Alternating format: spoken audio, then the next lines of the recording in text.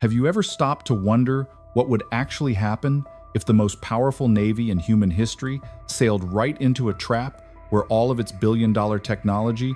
We always picture naval warfare out in the middle of the open ocean. Wide horizons, radar seeing for hundreds of miles, aircraft carriers launching jets into clear blue skies. That's the kind of fight the American Navy was built for. They own the deep water. But the real answer to that question might surprise you more than you'd expect, because the next war probably won't happen in the deep water at all. So let's dig into this together. Imagine a stretch of water so narrow that you can almost see from one side to the other on a clear day. It's called the Strait of Hormuz. 20% of all the oil in the world moves through this one specific choke point every single day.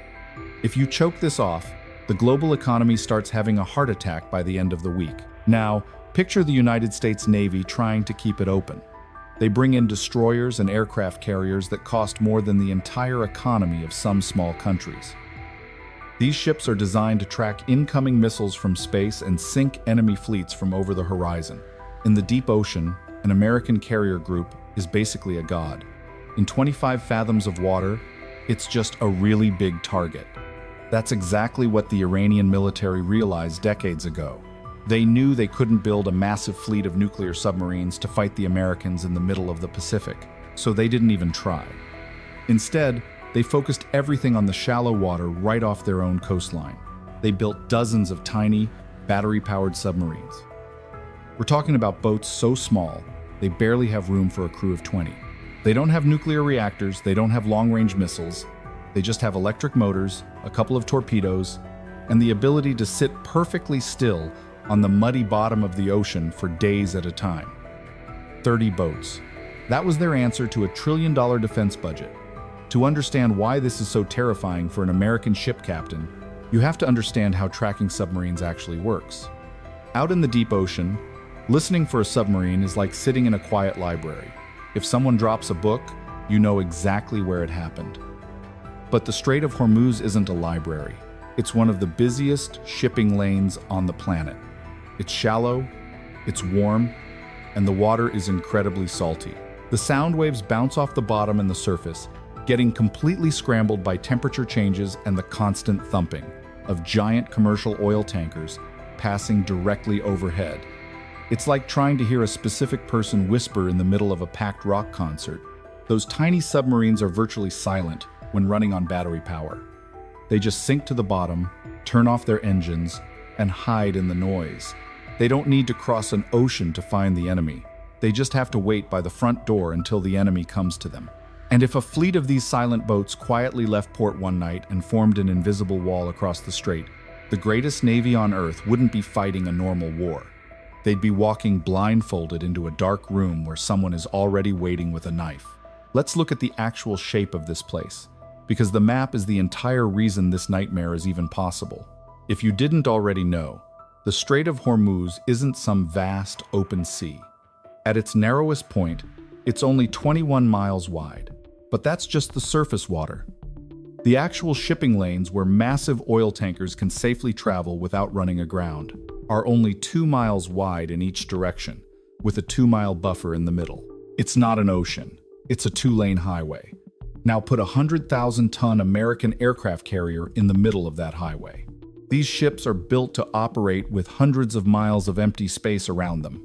They need room to maneuver, room to launch jets, room to run away if things go wrong.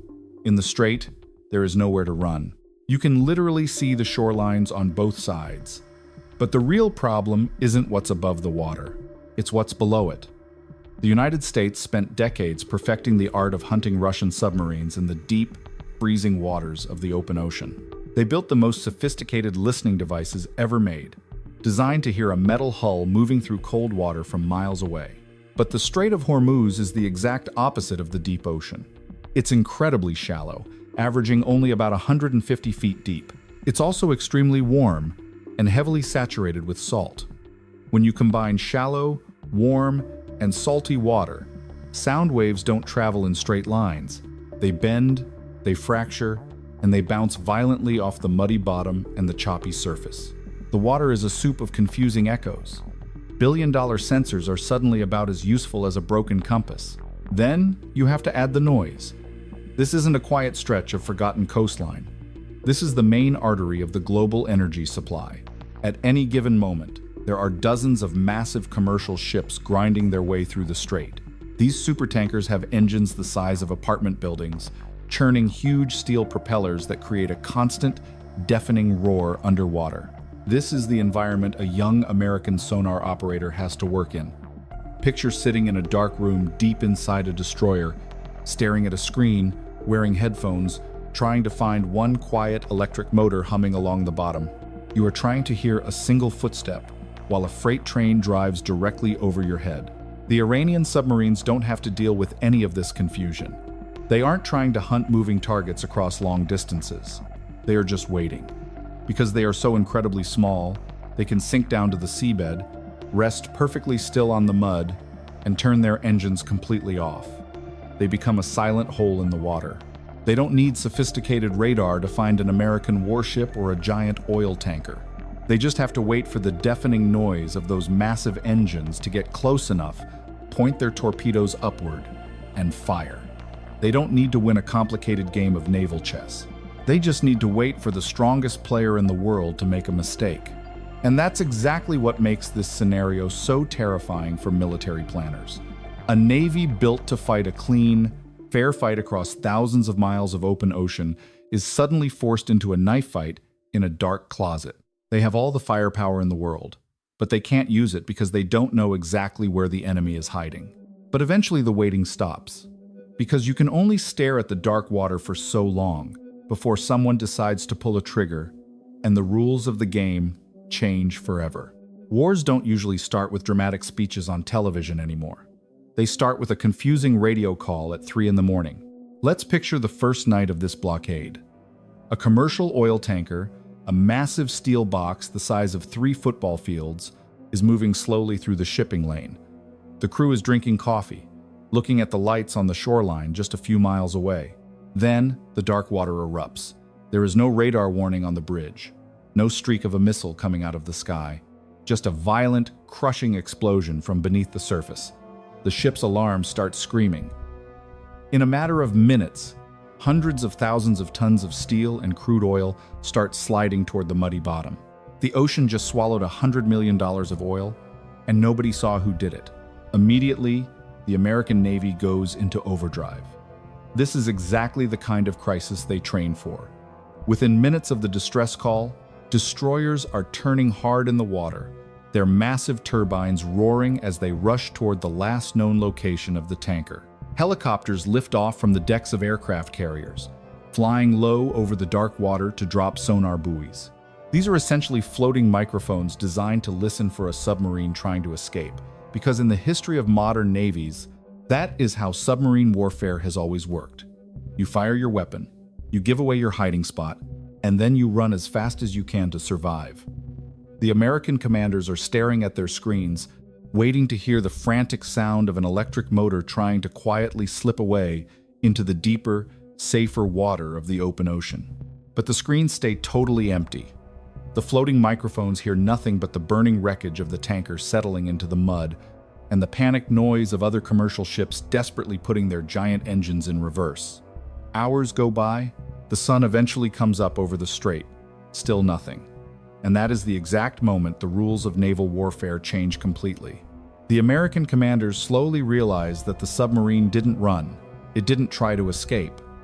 After firing its torpedo, the tiny boat simply sank back down 150 feet, rested its belly on the muddy bottom, and turned everything off. Think about what that actually means for the warships searching above.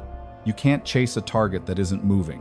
You can't track the sound of an engine that doesn't have any power running through it. The American helicopters and destroyers are circling a patch of water, armed with the most advanced submarine hunting weapons ever created by human beings. They have torpedoes designed to hunt and kill giant Russian submarines moving at high speeds. But right now, they are just punching at the water.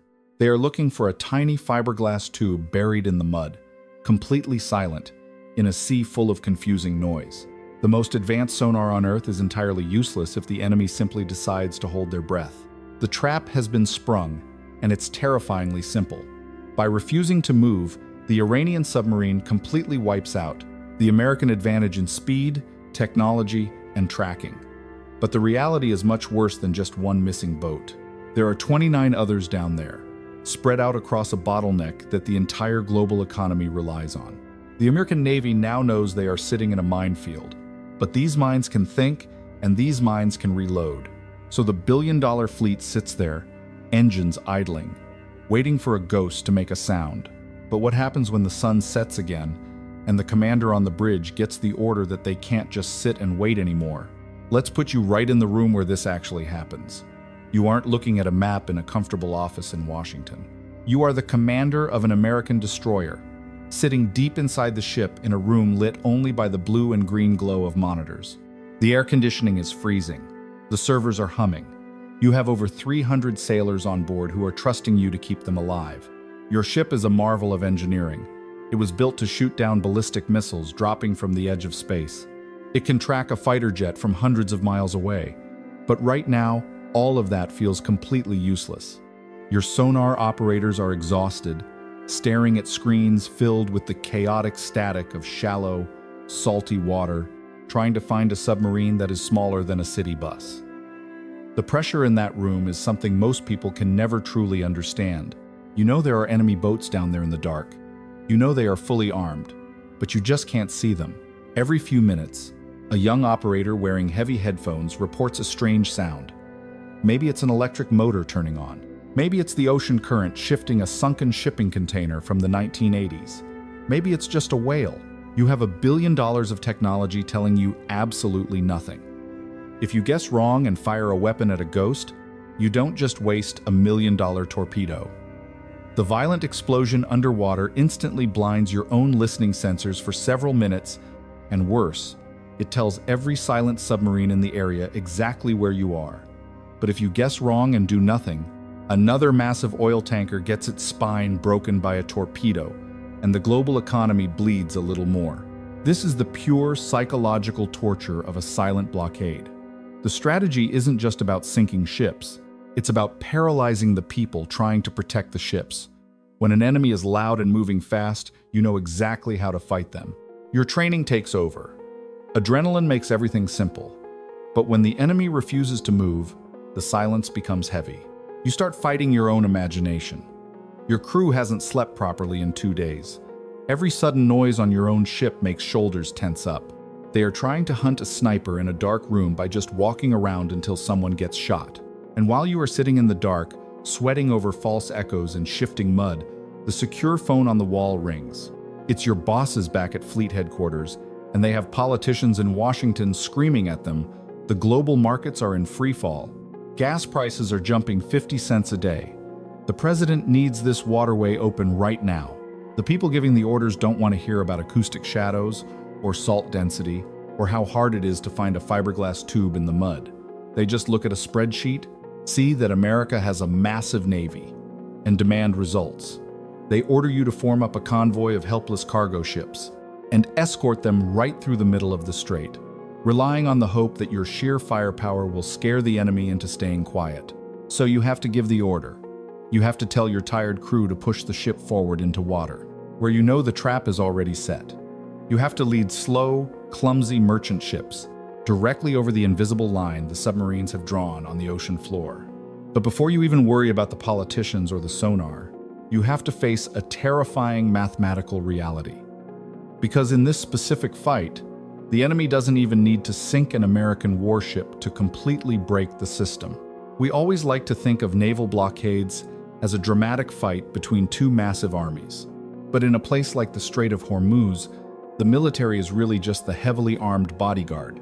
The actual target is the shipping industry itself. And this is where the math of this entire scenario breaks down completely. Picture a massive commercial supertanker carrying maybe 2 million barrels of crude oil. That ship is a floating steel fortress worth over $100 million, and the oil sloshing around inside it is worth another $150 million. Moving that kind of money across the ocean is usually a very safe, incredibly profitable bet. But when you put that massive target in the crosshairs of a tiny battery-powered submarine, the equation flips upside down. These small Iranian submarines cost roughly $20 million to build. The torpedoes they fire cost maybe $100,000 each. You don't have to be a financial expert to see the brutal reality of those numbers. A $100,000 weapon destroying a $250 million floating gas station. The math of winning this kind of war doesn't favor the side with the biggest guns or the most advanced radar. It favors the side that can afford to lose the most. And in this case, the side with the most to lose isn't even the American military. It's a global network of private corporations who suddenly have to decide if a single delivery of oil is worth sending their crew to the bottom of the ocean. Military planners often talk about the idea of wearing an enemy down slowly, destroying more of their expensive equipment than they destroy of yours until they just can't afford to fight anymore. But these silent submarines aren't trying to wear down the American Navy. They don't care about the destroyers. They are trying to wear down the global insurance market. Think about how your own car insurance works. If you park your car in a bad neighborhood and the window gets smashed, your rates go up. If you park it there every single day and it keeps getting smashed, eventually, the insurance company simply refuses to cover you. The exact same thing happens with global shipping, just on a scale of billions of dollars. Once that first oil tanker goes down in the strait, the daily insurance premiums for every other ship planning to cross that water double overnight. Then, as the American Navy fails to find the hidden submarines, those rates triple. By day 3 of the standoff, the cost to insure a single trip through the strait becomes higher than the actual profit of selling the oil. And if a second ship gets hit, the companies writing those policies in comfortable offices in London and New York will look at the dark water, look at the completely helpless warships, and just pull the plug entirely. They won't cover a single piece of steel going in or out of the Persian Gulf. And if a massive commercial ship isn't insured, no corporation on Earth is going to let it sail. The captain isn't going to turn the engines on. The entire fleet of giant commercial tankers simply drops anchor at the edge of the safe water and stops moving. The Iranian submarines didn't even have to fire a third shot to freeze 20% of the world's energy supply. They just had to introduce enough invisible danger to make the financial risk too expensive to calculate. The American Navy might still be out there patrolling the water, aggressively dropping sensors and searching the mud, but they are suddenly guarding a completely empty highway. A piece of paper in an office in London just defeated a billion-dollar warship. So who exactly takes control of the crisis when the military generals are suddenly powerless to fix it? You might be thinking that the American military would just use their most advanced sub-hunting planes to solve this. If you didn't already know, the United States operates a fleet of aircraft called the Pate Poseidon. These are essentially modified commercial airliners packed with the most expensive sensors ever created by human beings. They fly over the water, dropping hundreds of listening devices called sonar buoys that can detect the tiny hum of a propeller from miles away. They also have sensors designed to look for magnetic disturbances, basically looking for a giant chunk of metal hiding underwater. On paper, it sounds like the perfect solution. You just fly over the strait, find the 30 boats, and take them out from the air. But think about what that actually means when you're working in a place that's only 150 feet deep. The ocean floor in the Strait of Hormuz isn't a clean, flat, sandy beach. It's a junkyard. For decades, this has been one of the busiest shipping routes on the planet. There are hundreds of sunken shipping containers down there. There are old shipwrecks from previous wars. There's discarded equipment, massive rocks, and literal mountains of trash. To a sensor designed to find a 1,000-ton metal submarine in the empty deep ocean, every single one of those objects looks like a potential target. This is what engineers call acoustic clutter. It's like trying to find one specific gray cat in a room filled with gray pillows while the lights are off. The billion-dollar hunt was failing because the prey wasn't playing the right kind of music. Then there's the problem of what these Iranian boats are actually made of. Many of these tiny submarines aren't built out of heavy, magnetic steel, like the giant Russian or American nuclear subs. They're often built with composite materials and fiberglass. If you didn't already know, fiberglass doesn't set off magnetic sensors. It's essentially invisible to the tools the American planes use to see through the water. So the sensors fly overhead, scanning the waves, and they see absolutely nothing. They're looking for a massive metal heartbeat, but the enemy has replaced their heart with plastic. You can't use a scalpel to find a needle in a dumpster. We also have to talk about the water temperature. This sounds like a small detail, but it's everything in a naval war.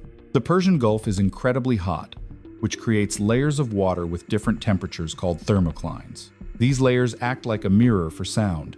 When a destroyer pings its sonar into the water, the sound wave hits one of these warm layers and bounces right back up or gets trapped in a shadow zone, where it can't reach the bottom. A submarine can just sit underneath one of these invisible heat blankets and be completely shielded from the noise above. The American sailors are basically yelling into a canyon and only hearing their own echoes, while the enemy sits just 10 feet away in total silence. The most frustrating part for the American commanders is that their technology was designed to be too good. It was built to find targets in the blue water, the deep, open ocean where things are simple and clear. But the green water, the shallow, messy coastal areas, is a completely different world. It's a world where a $20 million boat can hide behind a sunken refrigerator and wait for a $3 billion ship to walk into its sights. The technology designed to give the Americans a total advantage has actually become a liability because they've spent decades training for a fight that isn't happening. And that's when the real panic starts to set in.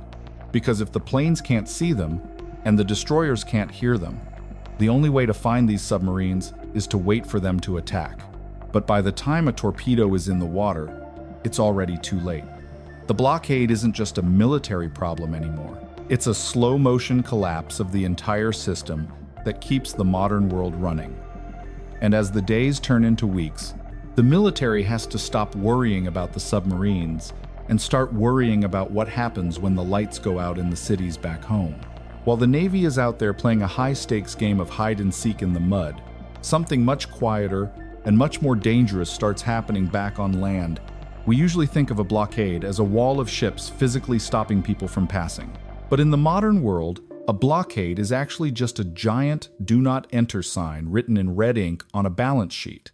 By day 7 of the standoff, the US Navy might still have every one of its ships afloat, but they've already lost control of the situation. Because the people who actually run the world aren't the guys in uniform. They're the risk assessors sitting in glass towers in London and Singapore. Think about what that actually means for your daily life. Most of the things you use every day, the phone in your pocket, the sneakers on your feet, the fuel in your car, rely on something called just-in-time logistics. If you didn't already know, this is a fancy way of saying that companies don't keep big piles of extra stuff in warehouses anymore because it's too expensive. Instead, they rely on a constant, perfectly timed stream of giant ships arriving at ports exactly when they're needed. It's like a massive conveyor belt that circles the entire planet. The moment those 30 tiny submarines start sinking tankers in the Strait of Hormuz, that conveyor belt doesn't just slow down. It jerks to a violent, grinding halt. The first thing you'd notice is the price of gas. We're not talking about a 5-cent increase because of a holiday weekend. We're talking about a jump that makes people stop driving to work. Since 20% of the world's oil passes through that one narrow crack in the earth, losing it overnight is like losing a limb. But it's not just the oil. Think about the ships themselves. Because the strait is blocked, hundreds of massive cargo vessels are now stuck on the wrong side of the world. A ship that was supposed to pick up electronics in China is now idling in the Indian Ocean because it can't get the fuel it needs to leave. The entire global schedule, which is planned months in advance, starts to dissolve. This is the so what moment of the entire conflict. Every time you go to the grocery store and see an empty shelf, or every time you see the price of electricity on your monthly bill double, you're feeling the weight of those 30 submarines. The Iranian military didn't have to invade a single country to change how you live your life. They just had to prove they could make the world's most important highway too dangerous to use. The American generals are screaming for a target to hit, but you can't bomb a supply chain back into working. You can't use a cruise missile to make an insurance company feel safe again. By the second week, the pressure on the politicians in Washington becomes unbearable. It's one thing to tell the public that we're defending freedom of navigation. It's another thing entirely when the public can't afford to heat their homes or buy bread. This is where the strategy of the weaker side starts to look brilliant. They know that a democracy's greatest weakness is its own comfort. If they can hold that blockade for 30 days, they aren't just fighting the Navy, They're waiting for the American people to get tired of paying the price, and that leads to a terrifyingly cold realization for the commanders on the ground. They've spent their whole lives learning how to win battles, but they're currently losing a war of spreadsheets. They have all the firepower in the world, but the enemy is successfully strangling the global economy while barely making a sound. Eventually, the military has to stop trying to find the submarines and start trying to force the world to move again. But how do you force a merchant captain to sail into a trap when he knows the Navy can't actually protect him? So we have to ask the question that's probably been sitting in the back of your mind this entire time. Why doesn't the United States just use its massive air power to wipe these submarines out before they even leave the dock? It's a fair question. The US has hundreds of fighter jets and bombers nearby that could turn every naval base in Iran into a smoking crater in a single afternoon.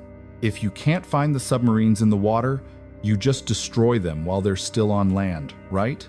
But think about what that actually means for a commander who has to weigh the consequences of starting a full-scale war over a handful of tiny boats. If the US launches a massive preemptive strike, which is just a fancy way of saying they hit first to prevent an attack they think is coming, they aren't just fighting a few submarines anymore. They are starting a massive country-to-country conflict that would spread across the entire Middle East. And the terrifying part is that even after dropping 1,000 bombs, the commander on the bridge of that destroyer still doesn't know for sure if he got all 30 of those boats. If 29 are destroyed but one single boat managed to slip out into the muddy water of the strait before the bombs fell, the blockade is still effectively in place. The insurance companies still won't cover the ships. The tankers still won't move. You can't bomb a supply chain back into working if the threat of one single torpedo is still hiding in the dark. This is the real question that nobody likes to answer. Does it actually matter if you can destroy the enemy, if they have already made you too afraid to move? In military terms, this is called sea denial. Most navies are built for sea control, which means they want to own the water so they can move their ships wherever they want. But these tiny submarines aren't interested in owning anything. They just want to make sure that you can't use it either. They don't need to win a single naval battle to achieve their goal. They just have to exist. Control is incredibly expensive, but chaos is incredibly cheap. Think about what that does to the mind of the people in charge. The Navy is used to being the biggest kid on the block. Their entire identity is built on the idea that they can go anywhere at any time, and nobody can stop them. But in this scenario, the strongest side is the one that is paralyzed. They are sitting on billions of dollars of firepower, but they can't find a target to hit that will actually solve the problem. Every day that passes without a solution makes the United States look weaker, not because they are losing ships, but because they are losing the ability to keep the world's lights on. They are being defeated by the silence. The real answer isn't found in a torpedo hit or a sinking ship. It's found in the moment the most powerful military on Earth realizes that their definition of victory doesn't work here. They can kill every sailor in the enemy navy, but if the world is still too scared to sail through that 21-mile gap, the enemy has already won. The submarines didn't need to sink the fleet. They just needed to sink the idea that the fleet could protect us. And once that idea is gone, the world we know starts to look very different, very quickly. Think about what happens when you wake up on the 31st day of this standoff. For a full month, 20% of the world's oil hasn't moved through that narrow gap in the earth. If you didn't already know, most developed countries keep something called a strategic petroleum reserve, basically a massive underground lake of oil meant for emergencies. But those reserves aren't designed to replace the global market. They're designed to buy time. By day 30, time has officially run out. We aren't just talking about gas being $10 a gallon anymore. We're talking about a world where the gears of civilization are literally starting to grind to a halt because the oil has stopped acting as the lubricant for everything we do. Think about what that actually means for your neighborhood. Most people think of oil as something you just put in a car, but it's actually the hidden ingredient in almost everything you see. The plastic in your phone, the fertilizer used to grow the vegetables in your fridge, the chemicals used to purify your city's drinking water, all of it relies on the constant, cheap flow of energy from the Persian Gulf. By the end of the 4th week of the blockade, the just-in-time delivery system we all rely on has completely shattered. Trucking companies can't afford to move food. Factories in Europe and Asia are shutting down because they can't pay their electric bills. This is the so what moment of the entire crisis. The Iranian submarines didn't have to invade a single city to bring the modern world to its knees. They just had to stay silent for 30 days. Inside the Situation Room in Washington, the atmosphere is pure desperation. The military generals are showing the president maps of the strait, pointing out where they think they've destroyed a few of the Iranian boats. Maybe they got 10 of them. Maybe they got 20. But in the world of risk assessment, maybe is the same thing as no. The insurance companies in London and New York are looking at those same maps and seeing a gamble they aren't willing to take. Even if the American Navy claims the water is safe, the commercial world doesn't believe them. The trust that keeps the global economy moving has been evaporated by the threat of a single, hidden torpedo. This is the psychological weight of the 30-day mark. For a month, the most powerful nation on Earth has been held at bay by a tiny, weak neighbor using technology that costs less than a single American fighter jet. The world is watching, and what they're seeing is a superpower that can't guarantee the safety of the world's most important highway. We're seeing the end of the era where sheer military size was enough to keep the peace. The Iranian military realizes that they don't need to win a war to change the world. They just need to prove that the American umbrella can't stop the rain.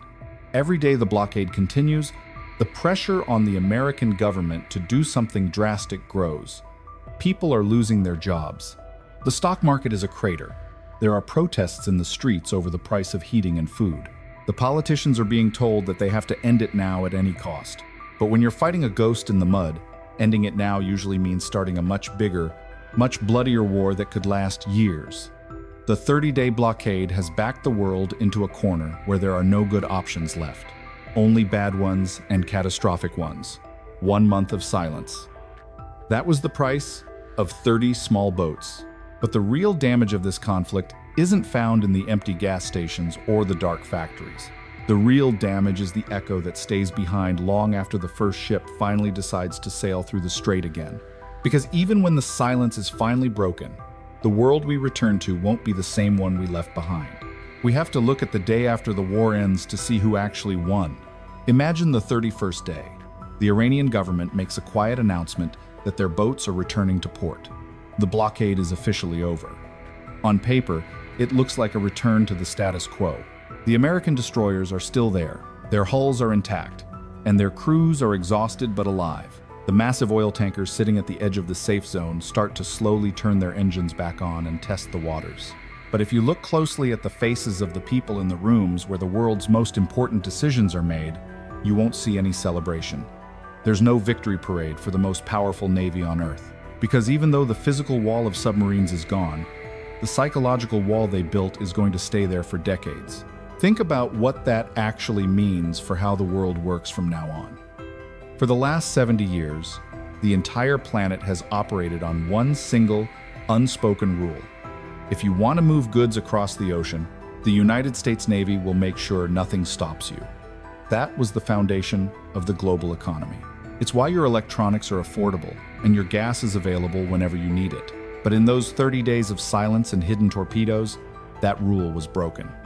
A country with a fraction of the American defense budget proved that they could turn the world's most important highway into a graveyard whenever they wanted, and there wasn't a single thing that billion-dollar technology could do to stop it quickly. The real so what here is that the map of the world just changed. Even if the borders stayed exactly where they were, every other small nation with a coastline just watched the most advanced military in history struggle to find a fiberglass tube in 150 feet of water. They saw that you don't need a massive, expensive fleet to challenge a superpower. You just need to be willing to make things too expensive for the insurance companies to handle. The era of sea control, where one big navy owns every wave, is effectively over. We're entering a new era of sea denial, where anyone with a few cheap torpedoes and a muddy coastline can hold the rest of the world's energy supply hostage. The American Navy will likely spend hundreds of billions of dollars over the next decade trying to fix this problem. They'll build new sensors, launch thousands of underwater drones, and develop new ways to hunt in the messy, shallow water of the world's coastlines. But you can't buy back the trust that was lost during those 30 days. The investors, the oil companies, and the shipping tycoons now know that the American shield has a massive hole in it. They know that a few battery-powered boats can shut down the global heart at any time. The cost of doing business in that part of the world will never go back down to what it was before the first tanker sank. The United States might have kept its fleet, but they lost the myth of their own invincibility. In the world of high-stakes global politics, that myth was often the only thing actually keeping the peace. We'll look back at those 30 days, not as a brief interruption, but as the moment the old world died and a much more chaotic one was born. The countries that used to rely on the American Navy are now going to start looking for their own ways to protect themselves. And that's how a small regional conflict turns into a global arms race that nobody can really afford. This is the lingering echo of a conflict where the winner wasn't the one who destroyed the most equipment. The winner was the one who changed how we perceive power. The submarines didn't need to win a single naval battle to achieve their goal. They just had to prove that the strongest side was no longer in control. The real victory didn't happen when the first torpedo hit. It happened when the most powerful navy in history realized they were guarding an empty road because the rest of the world was too afraid to follow them. This is a hypothetical scenario. Real outcomes would depend on factors no model can predict,